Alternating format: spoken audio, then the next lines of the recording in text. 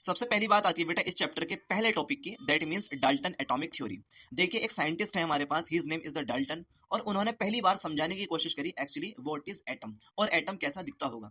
तो उन्होंने बताया दुनिया के अंदर जितने भी मैटर हैं वो सभी बहुत ही टाइनी पार्टिकल्स है, या हम कह सकते हैं बहुत ही छोटे पार्टिकल से बने हुए हैं, और उन सभी पार्टिकल्स को इन्होंने परमाणु या एटम नाम दिया। फिर इन्होंने ये भी बताया कि इस एटम के अंदर भी बहुत छोटे पार्टिकल्स हैं जिनको सब एटॉमिक पार्टिकल कहते हैं। जैसे आज हम जानते हैं कि एक एटम के अंदर अगर हम देखें तो सब एटॉमिक पार्टिकल्स में प्रोटॉन है, इलेक्ट्रॉन है, न्यूट्रॉन है, वही सारी चीज हमको डाल्टन ने बताने की कोशिश करी। चलिए समझते हैं डाल्टन साहब ने हमें इस थ्योरी के अकॉर्डिंग क्या क्या बताने की कोशिश की है।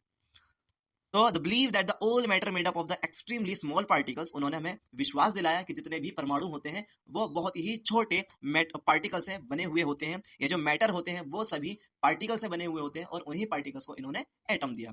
एंड फर्दर कहा कि जो स्मॉल पार्टिकल्स हैं इनको एटम कहते हैं, और इन एटम के अंदर भी हमको सब एटॉमिक पार्टिकल्स देखने मिलते हैं। And that subatomic particles are the proton, P for proton, and second is the E for electron, and the last one is the N for neutron. और इन तीनों सब एटॉमिक पार्टिकल्स को बेहतर तरीके से याद रखने का जो निमोनिक है बेटा वो है PEN, पेन। ठीक है, तो ये है हमारे महान वैज्ञानिक, his name is the Johan Dalton. तो जोहन डाल्टन ने क्या क्या चीज समझाई हमको, इन्होंने कहा कि जो एटम है it is one of the smallest unit of matter, means किसी भी पदार्थ का जो सबसे छोटा इकाई है वो एटम होता है। फिर उन्होंने बताया कि सभी जो मॉलिक्यूल्स होते हैं वो एटम से मिलकर बने हुए होते हैं। फॉर एग्जांपल हमारे पास वाटर है, तो वाटर भी किससे मिलकर बना हुआ है, मेनली 3 एटम से मिलकर बना हुआ है, जिसमें 2 एटम हाइड्रोजन के हैं एंड 1 एटम है ऑक्सीजन का। नेक्स्ट